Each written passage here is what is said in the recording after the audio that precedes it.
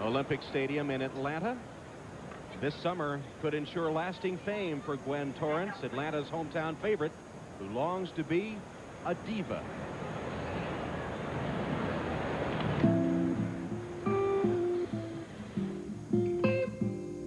Every girl who's ever stepped up to the starting line shares the same dream: to be the world's fastest female.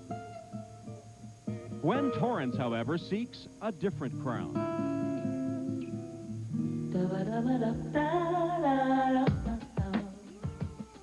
Oh, I love the queen. I love being called the sprint queen. The world's fastest woman seems so athletic, but being called the sprint queen is more like being a diva or something. I'm a running diva. And like a true diva, there's no shortage of attitude. All 100-meter people have attitudes, and some are good and some are bad. Arrogant, cocky, too confident, overconfident, obnoxious. For those 10 seconds, I am all those things that comes along with trying to be a champion. But on the world's biggest stage, primed to give the performance of her life, the diva hit a wrong note. My most disappointing race would be the 100 meters in Barcelona. I heard the gun go off, but I didn't hear it. And before I knew it, the race was off without me. I had the worst start I've ever ran. She finished 4th, then ignited a firestorm. Without naming names, she said 3 of the finalists had used performance-enhancing drugs. I didn't believe that our finals was a drug-free race, but the media ran away with it and said, well, I said that the 3 medalists, I had to say them because those were the only ones to beat me. I didn't get 4th place because of my beliefs about performance-enhancing drugs. I got 4th place because I got a bad start. The road to redemption starts and ends here in her hometown in the 100. An event made for a diva. Colorful, emotional, explosive. It is a battle. We are at war. Being in the 100 is very aggressive, and if you're not, you'll fall by the wayside.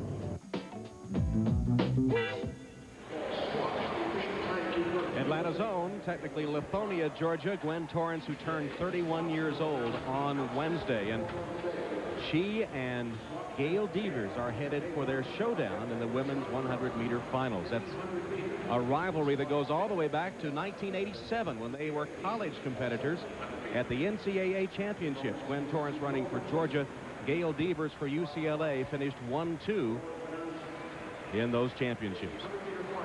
Well, I think with Gwen Torrance, everybody asks her all the time, you know, they say, are you trying to get revenge for what happened in 1992? No, I think for her, it's more personal redemption. She has a personal problem with herself of not performing up to par back in 1992. She thought that she should have won that gold medal, obviously stating that with the false start, that was the reason why she didn't win. So she feels that it's time for her to show everyone that she should have been an Olympic champion. Of course, in Atlanta, where else to do it? Your hometown. Is, Craig, this a bitter rivalry between Gwen and Gail?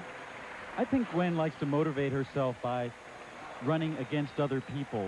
You know, she doesn't only run her own race. I think we said earlier about Gail Devers, who we see here, she doesn't have that sort of aggression that we're used to seeing very typically among male sprinters. Gwen tends to have it. Gail just is motivated by overcoming the obstacles that have been placed in her path as she's tried to become a great runner and has succeeded, obviously. Gwen has been the subject of recent national publication stories, Sports Illustrated and Newsweek, some of them something less than favorable. Interesting to see her husband and coach, Manly Waller, saying he might not show her a couple of those. Yes, he definitely won't. I think that some of the articles, of course, one of the articles in Sports Illustrated went back and showed how Gwen grew up and things like that. And if you look at the way she did grow up and where she did grow up, you might see some of the anger and the aggression that she has learned as a child and things like that. So that's one thing that has worked for Gwen Torrance. I think sometimes she might look back and think maybe I shouldn't have said some of those things, but I think Gwen is older and I believe wiser at this point, and if she looks back, she probably wouldn't make some of the decisions that she had made in the past. I give her high marks for opening her doors to just about anybody to come and do those interviews. She's been a lot more open with us. We saw her during the indoor season and the outdoor season. And I think she has a good attitude towards it. She says, hey, some people won't write positive things, but many people will. Gwen Torrance and Gail Devers in their showdown. Remember, the top 3 will make the Olympic team. And as we said earlier, perhaps the emphasis isn't on winning but making the team. But you've got to think that the way this rivalry is between the two of them, who beats the other is going to be pretty important. Yeah, no matter what they say, they want to win this. They want to win this race. It's an important race for them to win. And speaking of top female competitors, there is Jackie Joyner-Kersee. We documented her problems, her injuries, her last attempt at making an Olympic berth. This, I've already said, this will be her final Olympic competition, and she is leading the heptathlon.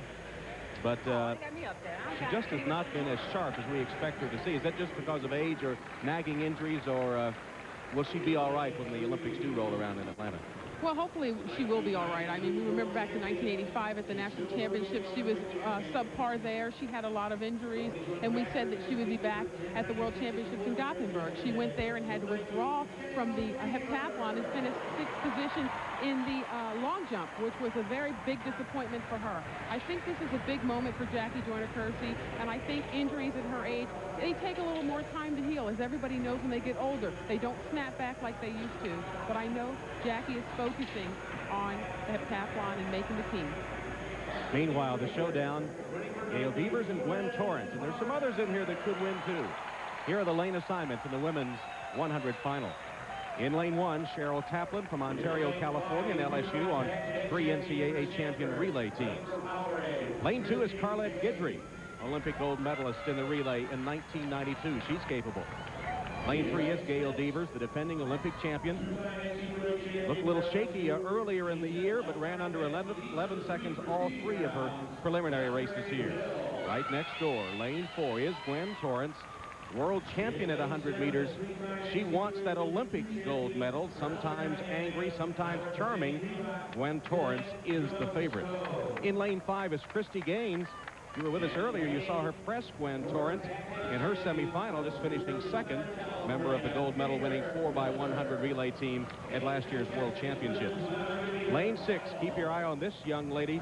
She's an LSU runner who has won 2 NCAA titles, including on June 1st, her latest, and she is definitely on a roll. She's lowered her personal best in all 3 rounds here, including 10.97 in the semifinals. In lane 7 is Dannette Young, also like Gwen Torrance, from Lithonia, Georgia. She ran a personal best, 11.06 in her semifinal.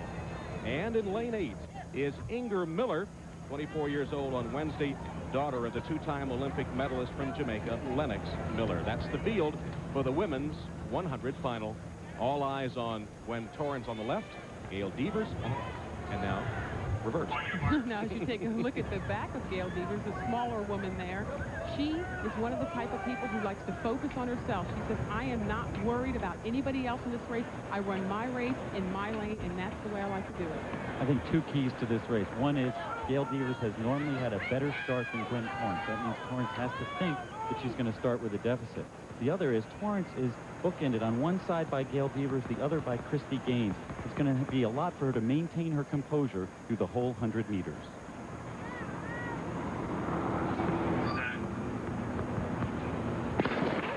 Fair start. Devers got away really well. Torrance is there on her heels with Chryste Gaines and Hill. It is Gail Devers, but here comes Gwen Torrance coming to the finish. Torrance goes in front.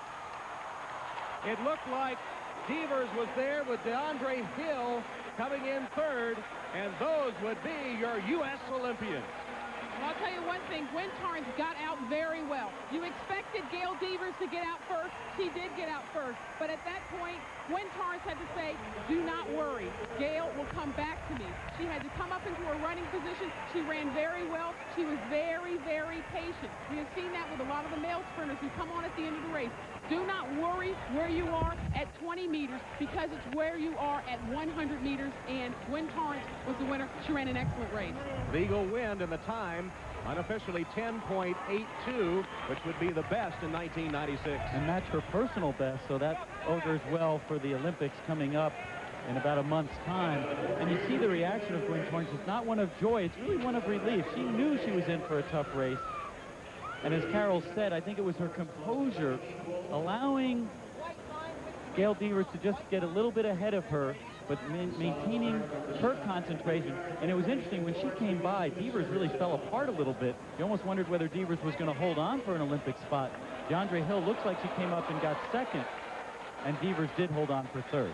Well, I'll tell you right here, you see both women very focused on their lane. Gail Devers on the right side of your screen got out very well. But look at Gwen Torrance, and it's funny when you see sprinters like this, sometimes they automatically drift to one side of the lane or the other. But you're watching right here, watch Gail Devers. She's starting to lose her form. She's starting to kick out. That is not what she needs to do in order to keep going forward. And I think that DeAndre Hill might have nipped her at the tape for second position.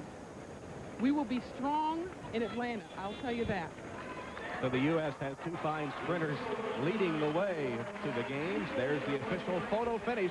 Gwen Torrance, with that late burst, takes the women's 100 finals.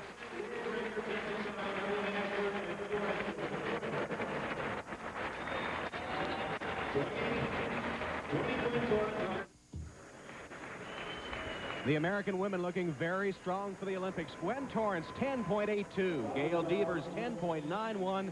And DeAndre Hill, 10.92. Excellent 1, 2, 3 finish. Those are your U.S. Olympians in the women's 100-meter finals. A formidable threesome indeed. Gwen Torrance accepting the challenge from Gail Devers and then accepting the kudos from the hometown crowd here in Atlanta. And the 1-2 finishers are with Chris Collinsworth. All right, Tom, thank you very much. First of all, Gwen, congratulations. Just an outstanding effort. Fell behind early in that race, but boy, did you close the gap. Well, I felt pretty good. I was a little concerned because my quad was sore, but I had to put it out of my mind and go for it. And I just wanted to be in the top 3. I just wanted to wear the red, white, and blue. You really had to deal with the pressure here with the hometown crowd, but it has to be awfully special to have it happen for you right here. Well, I have to run regardless of where I am. The only good part is I don't have to drive very far, but the pressure would have been the same regardless of where I was. I just have to run. Congratulations, Gail. You got off to a great start, but struggled down the stretch. Yeah, it's things I still need to work on, but I felt good. I accomplished my goal, which was to make the team be in the top 3 and leave this to me healthy. Congratulations, you did exactly that. DeAndre, congratulations to you. We'll see you guys in Atlanta in just a few weeks. Tom, let's go back to you. All right, Chris. Impressive performances indeed. But Gwen, Gail, and DeAndre will have formidable competition at the Olympics. In fact, a global challenge. The global challenge of the women's Olympic 100 meters comes from Russia. A product of the old Soviet sports system, Irina Privalova, the '92 bronze medalist, now trains in Moscow alone. She comes to Atlanta still angry over Gwen Torrance's drug allegations in Barcelona. The challenge will also come from Merlene Ottey of Jamaica, Torrance's bitter rival. Ottey looks to break through for gold in Atlanta.